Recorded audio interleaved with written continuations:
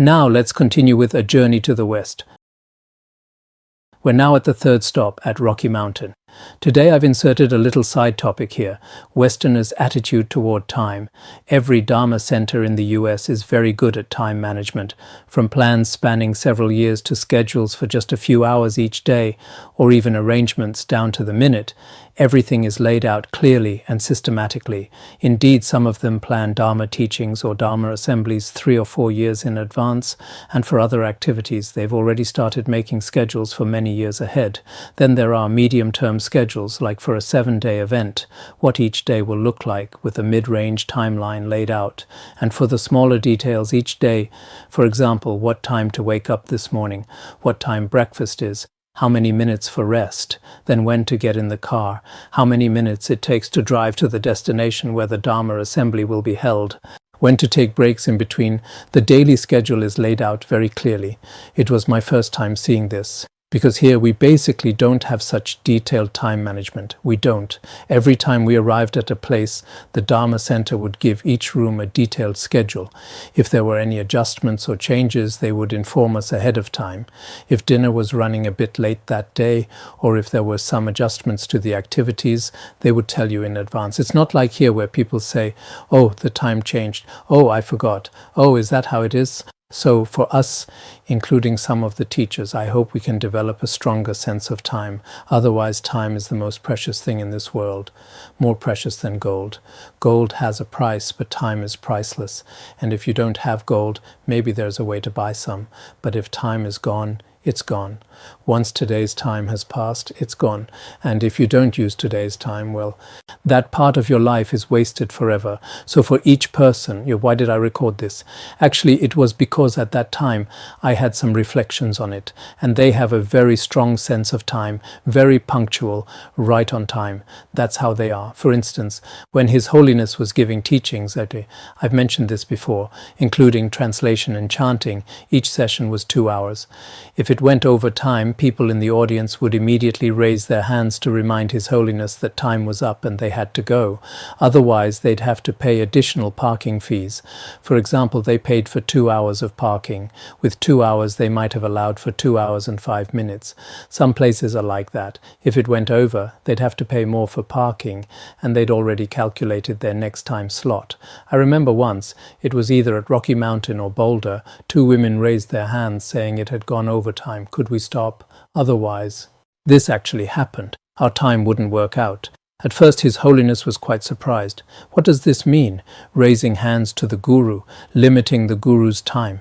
At first he thought they were quite troublesome. His Holiness was a bit uncomfortable with it at first, including when we were in Hawaii. We encountered similar situations. At first it was like this. When time was up, that was it. If His Holiness didn't teach for the full 2 hours, even if it was just 4 or 5 minutes short, they would request him to continue teaching, because they had paid for 2 hours. If there was still 5 minutes left, they felt it would be a waste.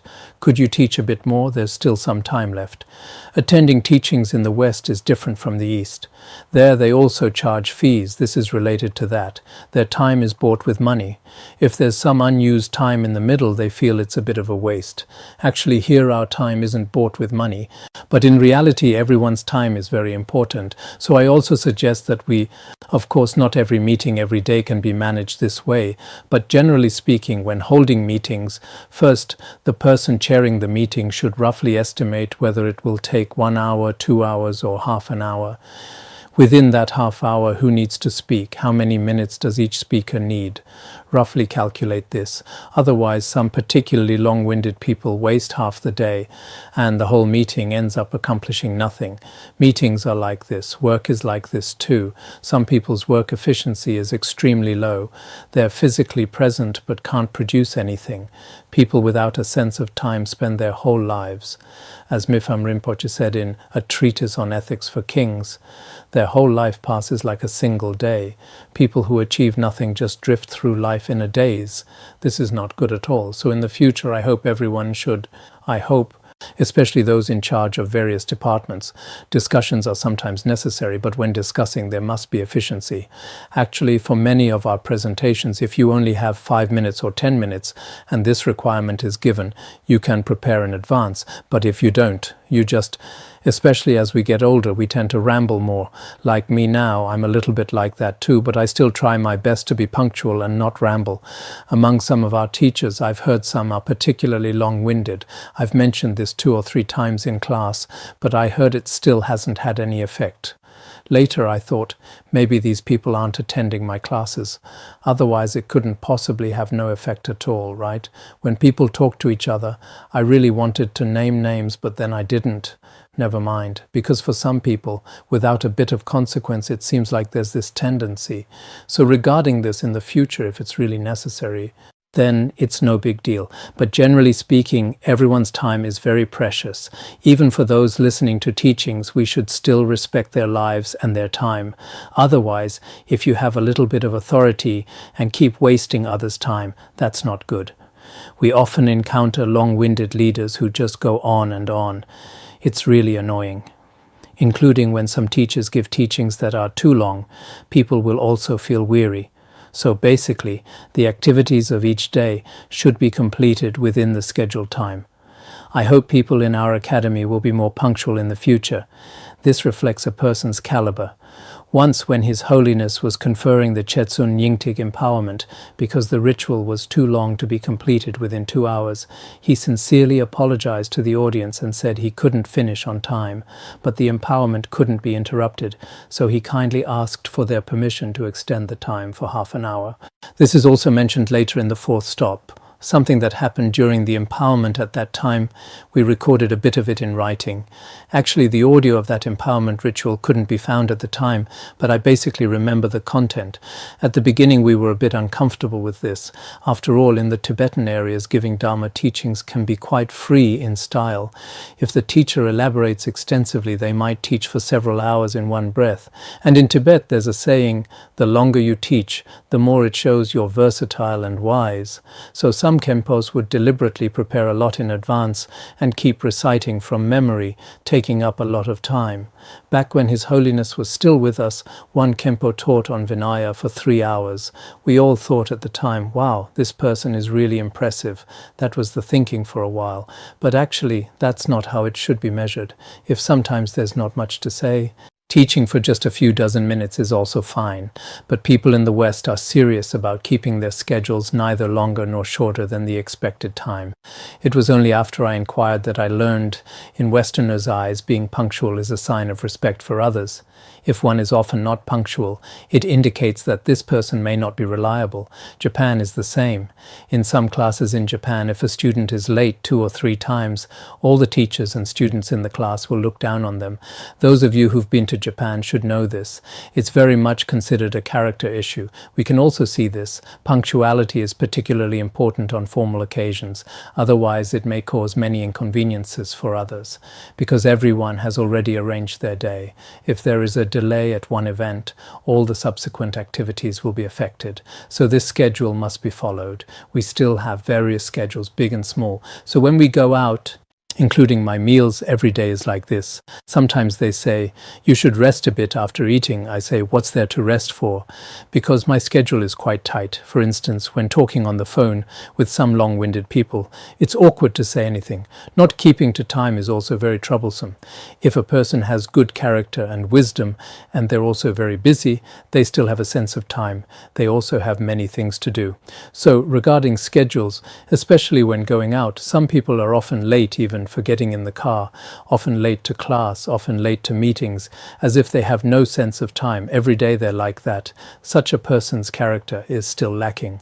Later, His Holiness also adapted to local customs. He would watch his wristwatch while giving teachings and empowerments. You can see His Holiness looking at his watch there. Later, while the translation was being done, His Holiness would keep glancing at his watch while teaching.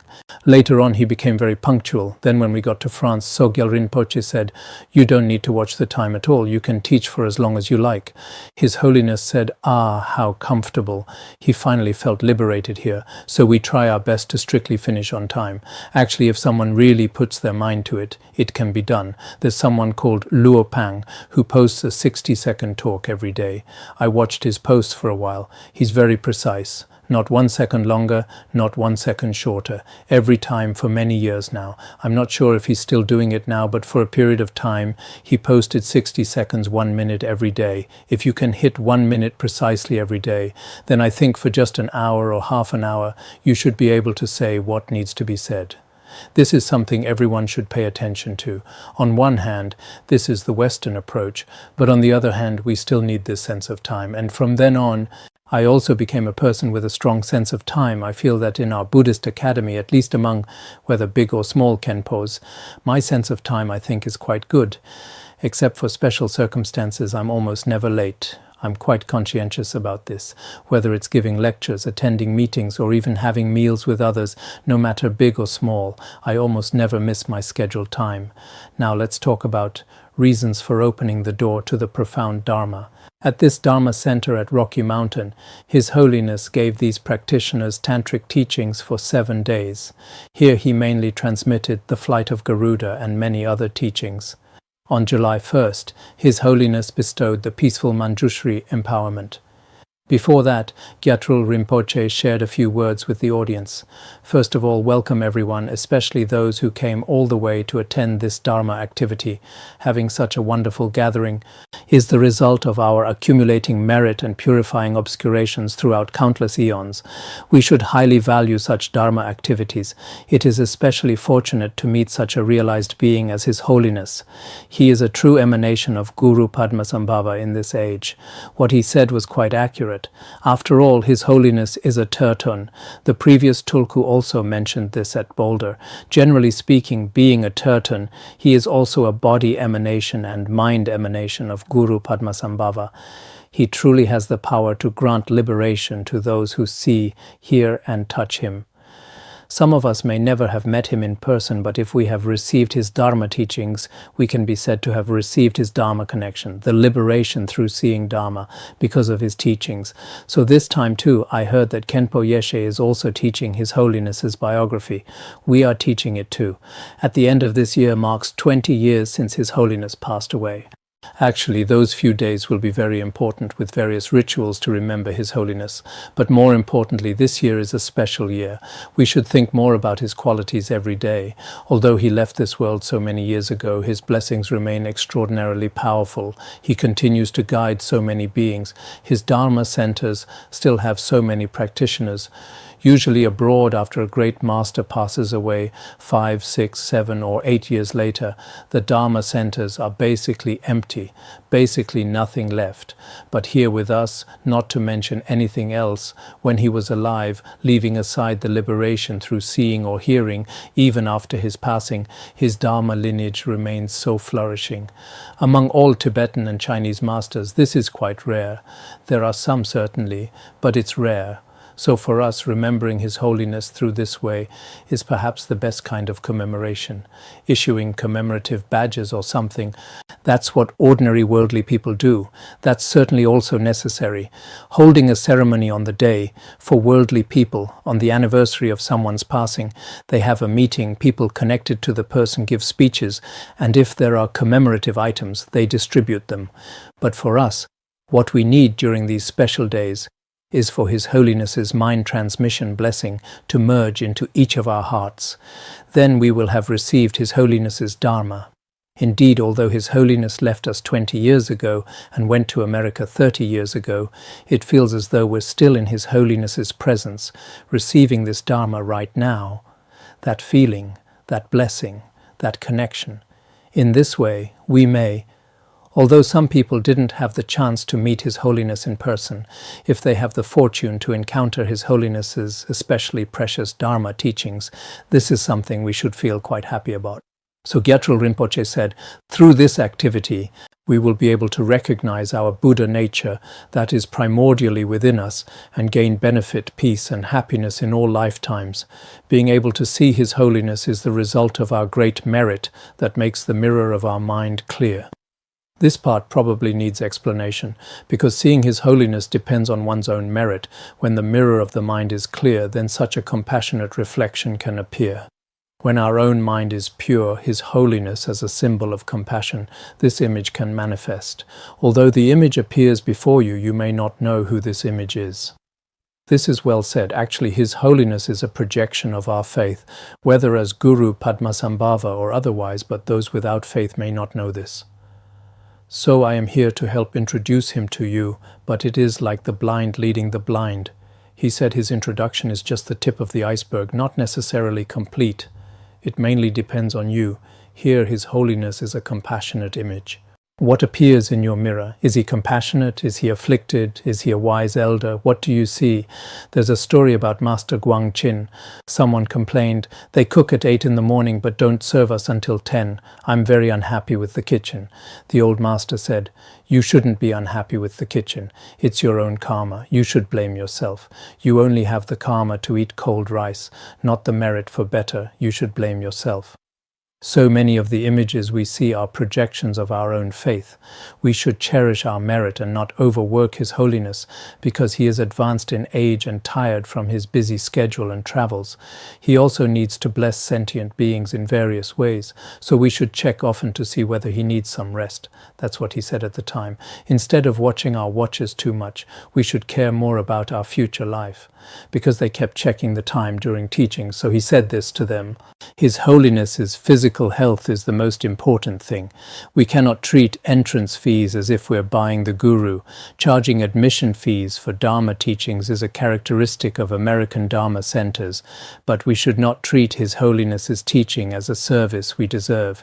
If you truly think, "I paid this much, so His Holiness should serve me accordingly," then it becomes a service you feel entitled to, but they have no choice. We'll also discuss this later, because over there charging fees for teachings isn't for making money, but there are some objective reasons for it. We'll explain this when we get to Boston. It is very inappropriate to treat a Dharma teaching like a business deal. Instead, we should consider this is a golden opportunity to accumulate merit, an invaluable chance that can hardly be encountered again in our lives. I'd better not say too much. Guru Rinpoche is waiting there. I am getting nervous. I'll just stop here. At that time, Gyatrul Rinpoche was introducing near His Holiness's Dharma throne. He didn't have any notes, just speaking freely. He was a very easygoing person, and Westerners really liked him. When he stood up, everyone watched him with smiles on their faces. He'd crack a joke here, tease a little there. He had probably adapted well to their lifestyle. Then, while he was talking, he glanced at the guru, who seemed to be checking his watch again with an expression that didn't look too pleased. So he immediately got worried, thinking maybe he was being too long-winded. Then he said, Guru Rinpoche is waiting there. I'm getting nervous. I'll stop talking." He immediately handed over the microphone. This scene still appears vividly before my eyes even now. Then His Holiness began the empowerment and spoke about 3 reasons for transmitting the Tantric teachings this time. All right, here we go. Today, on this occasion, endowed with perfect auspiciousness, the time has come to open the door to the profound Tantric teachings. In general, these Tantric teachings cannot be transmitted or empowered to just anyone. What are they? They are teachings with sealed transmitted precepts, for both a teacher to give the teaching and a disciple to receive it. The teacher must examine the disciples for years, and the disciples must also observe the teacher for a long time. Only then can such teachings be received and transmitted. However, this time I will directly confer the profound empowerment upon you and transmit the profound instructions. Mainly, I have 3 reasons for this. Because His Holiness had just arrived the day before, and today he was going to confer the peaceful Manjushri empowerment, he had a special reason. One was that they had laid a good foundation, and there were karmic connections from past lives. He explained these reasons. Once he finished explaining them, that's where we'll stop for today. The first reason is that following the kind guidance of your guru, all of you have started with the practice of Shamatha meditation and are following the complete path to enlightenment by engaging in the stage-by-stage practice. Instead of rushing into profound Vajrayana practices, you first accomplish the common path and then move on to the uncommon path. Now is the time for the uncommon Dharma. This is the authentic way to approach Dharma practice that can be fully trusted and is something I joyfully rejoice in. Therefore, I have decided to give you the empowerment that can ripen your mind streams and the instructions that enable you to reach liberation. This is the first reason. Your foundation, practicing Shamatha, It seems they didn't do much Ngondro practice. Generally, the Kagyu tradition emphasizes Ngondro, but I'm not sure about their situation. Anyway, they should have been in retreat for many years, and this place is quite peaceful. That's the reason. The second reason is that you and I are meeting together through the ripening force of our aspirations in past lifetimes. Considering this, I'm eager to reveal this secret teaching to you. How can I say that we enjoy an excellent karmic connection from past lifetimes? When I was teaching the Dharma to thousands of monastic disciples and hundreds of thousands of lay disciples in Tibet, I received letters of invitation from a great number of Tibetan masters who were from the same hometown or of the same lineage as me. This was probably around the time of the Amitabha assembly or before that. At that time he was holding assemblies at many monasteries and places. During this time, the invitation letters didn't come all at once. He received a few, then a few more, gradually over time. The moment I received these letters, I felt an ineffable sense of joy. In my view, this was certainly a sign of my karmic connection with you from past lifetimes. And from your side, you should also have a karmic connection like mine. Why? Your centers have been very careful about inviting guest lamas to give teachings. I was told that when you heard, my glasses always make two characters look like one. A while ago my other glasses broke, so with these glasses I can't blame my reading mistakes on my glasses. I was told that when hearing my name and reading a little bit about me, you not only had an overwhelming sense of joy, this was mentioned before, but also sent many invitation letters to Asian countries in the East. All of this shows that we have very good connections from past lifetimes, so this is the second reason for opening the door to the profounder Dharma. The third reason is that ever since your guru came to the US, he spent decades providing you with thorough, systematic training in the Dharma. Afterward, his activities dissolved into the vast expanse of Dharma Dhatu, because this was Chögyam Trungpa Rinpoche's lineage. He passed away in 1987, already 6 years prior. Later, there was a disciple who also said something similar in his introduction. But did he not provide opportunities for those who protect and assist in his remaining activities, such as me, to strengthen the Dharma connections with his disciples? Thinking about this, I have decided to give you this profound empowerment. It seemed as if some of the remaining activities were entrusted to His Holiness. With this auspicious connection, he transmitted the Dharma to them. With these three reasons in mind, I will first give you the empowerment that matures your being. Please consider, in order to place all sentient beings equal to limitless space in the state of Buddhahood, you aspire to receive this profound empowerment and carry through all the instructions in your practice. Please adjust your motivation like this. The Dharma you will receive from me is this.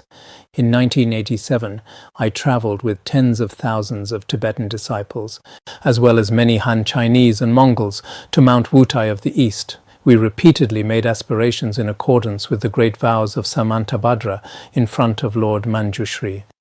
Finally, with the blessing of Manjushri's wisdom mind, this ritual of the peaceful Manjushri empowerment spontaneously arose, then the great perfection teaching, and then the empowerment began. His Holiness conferred the empowerment. We didn't include the details of the empowerment here. During the empowerment, some of the verses in between are the same as before. Then in the next class, for T, the flight of Garuda, it would be best to have received the empowerment. There isn't much discussion here, but we'll see. Some Khenpos. Do you want the flight of Garuda? The flight of Garuda has been taught for many years already. At that time, should I give you the oral transmission? I'll think about it. All right, let's stop here for today.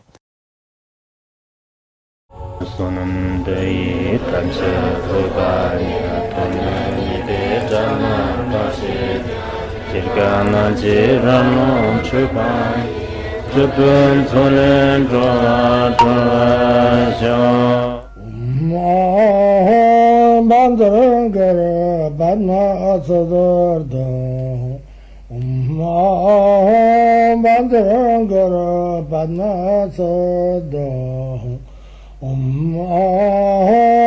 Trungpa Rinpoche